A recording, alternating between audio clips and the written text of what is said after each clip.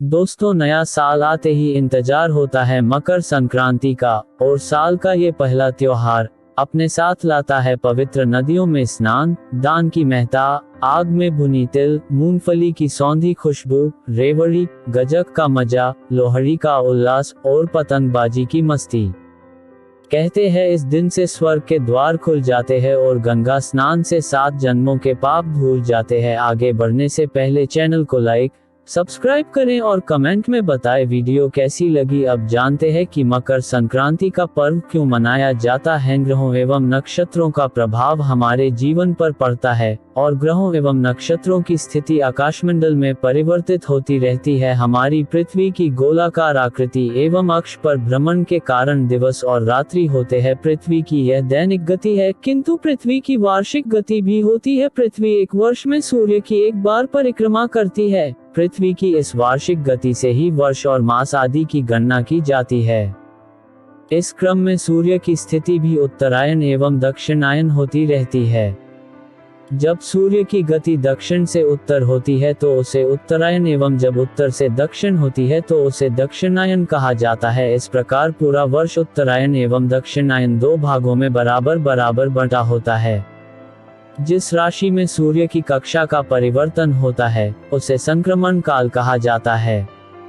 चूंकि 14 जनवरी को ही सूर्य प्रतिवर्ष अपनी कक्षा परिवर्तित कर दक्षिणायन से उत्तरायण होकर मकर राशि में प्रवेश करता है, अतः मकर संक्रांति प्रतिवर्ष 14 जनवरी को ही मनाई जाती है। वैसे तो साल में 12 संक्रांति होती है, पर मकर संक्रांति का अपना विशेष महत्व है। अधिकांश देवताओं का पदार्पण उत्तरी गोलार्ध में ही हुआ है, इसलिए सूर्य की उत्तरायण स्थिति को शुभ मानते हैं। मकर संक्रांति के दिन सूर्य की कक्षा में हुए परिवर्तन को अंधकार से प्रकाश की ओर हुआ परिवर्तन माना जाता है।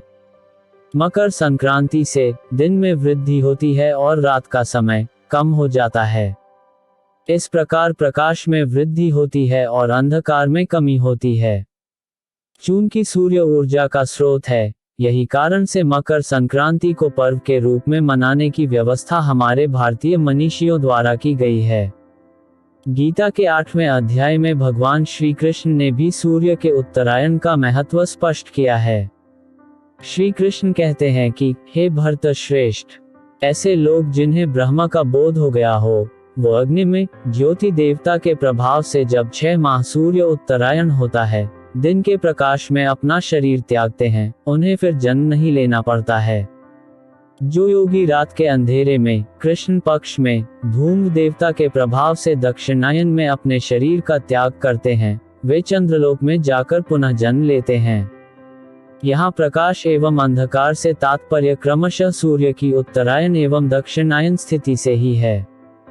माना जाता ही कि सूर्य के उत्तरायण के इस महत्व के कारण ही भीष्म पितामह ने अपना प्राण तब तक नहीं छोड़ा जब तक मकर संक्रांति नहीं आ गई। सूर्य की उत्तरायण स्थिति का धार्मिक और वैज्ञानिक महत्व है। सूर्य के उत्तरायण होने पर दिन बड़ा होने से मनुष्य की कार्य क्षमता में भी वृद्धि होती है, जिससे मानव प्रगति की ओर अग्रसर होता है।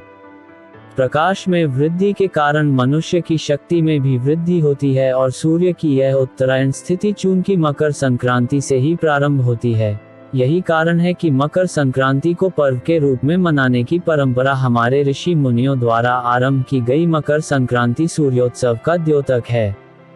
इसे प्रगति तथा ओजस्विता का पर्व माना गया है। मकर संक्रांति का वैज्ञानिक कारण यह है कि इस दिन से सूर्य के उत्तरायण हो जाने से प्रकृति में बदलाव शुरू हो जाता है। ठंड की वजह से सिकुड़ते लोगों को सूर्य के उत्तरायण होने से शीत ऋतु से राहत मिलना आरंभ होता है। भारत एक कृषि प्रधान देश है, जहां के पर्व त्योहार का संबंध काफी कुछ कृषि पर निर्भर करता है।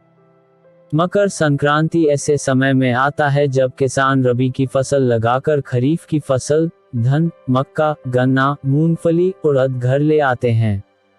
किसानों का घर अन्न से भर जाता है, इसलिए मकर संक्रांति पर खरीफ की फसलों से पर्व का आनंद मनाया जाता है। मकर संक्रांति पर तीर्थों पर पवित्र गंगा, जमुना में या संगम सरोवर में स्नान की परंपरा है। स्नान के बाद दान का भी महत्व है। ये सूर्य उपासना का पर्व है। इस अवसर को देश के अलग अलग प्रांतों में अलग अलग त्योहार के रूप में मनाते हैं। उत्तर भारत में स्नान दान के बाद खिचड़ी तिल गुड़ मूंगफली रेवड़ी खाने का रिवाज है। गुजरात में भी तिल गुड़ खाने का रिवाज है और पतंगबाजी को शुभ माना जाता है। पंजाब और जम्मू में लोहड़ी के रूप में मनाया जाता है। रात में लकड़ियों का ढेर बनाकर लोहड़ी जलाते हैं और फिर आग के चारों तरफ नाचते गाते हुए खुशी उल्लास के साथ तिल, मक्की की खिल और मूंगफली से अग्नि पूजन किया जाता है। दोस्तों, आप सभी को मकर संक्रांति की शुभकामनाएं। अगर चैनल को सब्सक्राइब नहीं किया है तो लाइक शेयर सब्सक्राइब करें, जरूरी है। मोटिवेशन कैसे मिलेगा? धन्यवाद।